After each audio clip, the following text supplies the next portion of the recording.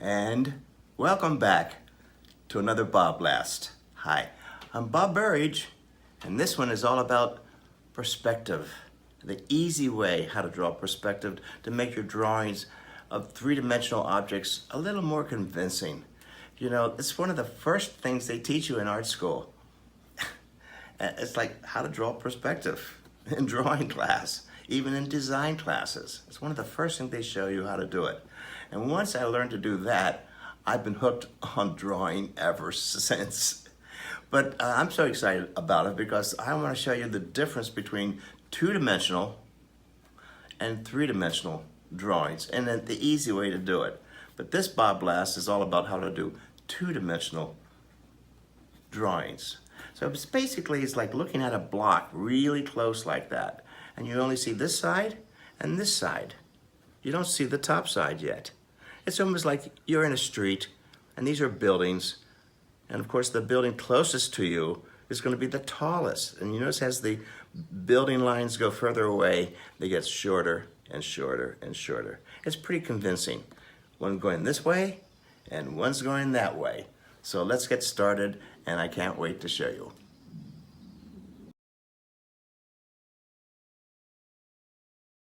So you can see on the left-hand side there, the one dimension, it's just a flat surface. But as you move across, you'll see that you have some lines that go into perspective. Let's call it perspective. They're going to a vanishing point. That's like one side of the building. Now, if you put a vanishing point on the other side of the building, the lines go towards that one. And so that's how you create the illusion of three-dimensional without showing the top, because this would be a street scene. Okay, and the building close to you is going to be really tall.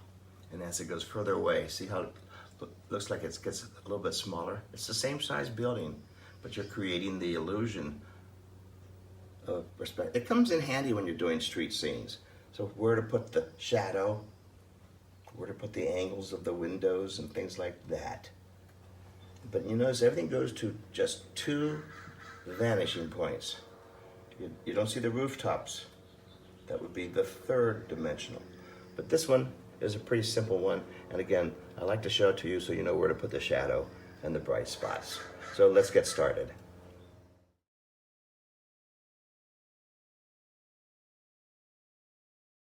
And then some artists take that stuff and throw it all out the window. Van Gogh, my gosh, the bedroom scene. Look how many different vanishing points. What a character. He exaggerates the vanishing point. So I actually borrow from him the idea, and I did one for myself, bringing on the tables and the chairs going off, wacky kinds of stuff like that. And I use it in my colors.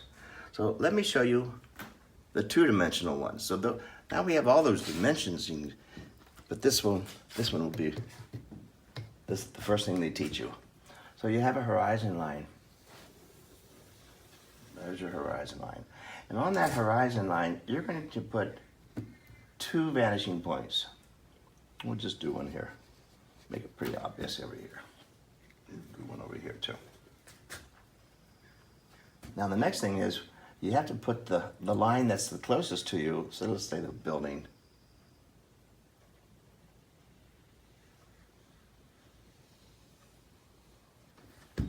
Biggest. Now, let's put a vanishing point. The next thing you do here, this is the top of the building, here's the bottom.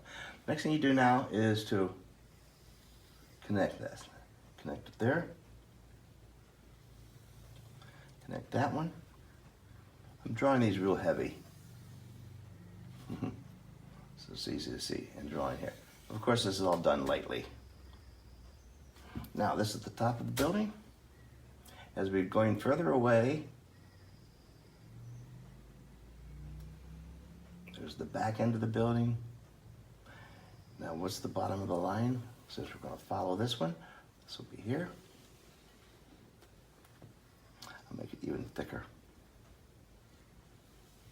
Now you know that's the building. You can see it developing. And let's say the back of the building is a short building.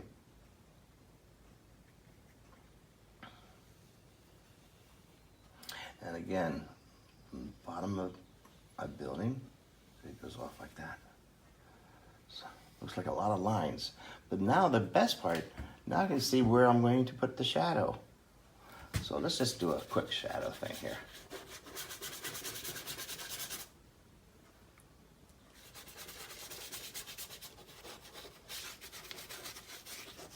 Pretty simple. Now, of course, we really don't have this black line sitting in here. So I'm going to make the building even darker. There's your roof line up there, you see? And you're standing here, and there's your street scene, right? Now, what about the shadow? Well, the shadow's going to be going in the same direction. I'll just bring this down lightly. Back side here, lightly. And see, this side here is going up this direction. The shadow's going off this direction. We'll just make it really light. Those are the steps that I use to build, structure and to determine where the light is going and dark's coming from and all that good stuff. So let me get rid of the lines I don't need anymore. Well, certainly I don't need this one. I don't need these back here anymore. Just to really emphasize this drawing. And it becomes more clear. I'll save that just so you can remember. There we go. So it's a pretty dramatic and a very exaggerated drawing.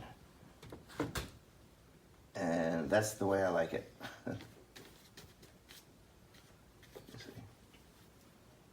Get rid of all these over here.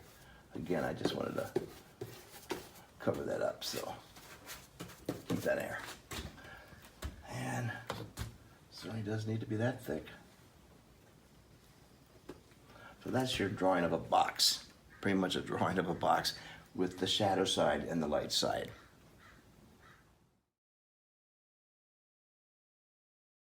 But this is only step one, to do a two-dimensional perspective. Stay tuned, because the next BobBlast, we're going to be doing 3-point perspective. And that really makes it you get to see the tops of things and the bottoms of things and the sides of things and the whole pyramid thing. It's a lot more fun to draw and to paint. And again, I can't wait to see you on the next BobBlast, where we're going to be doing some exciting 3-dimensional painting. See you on the next BobBlast.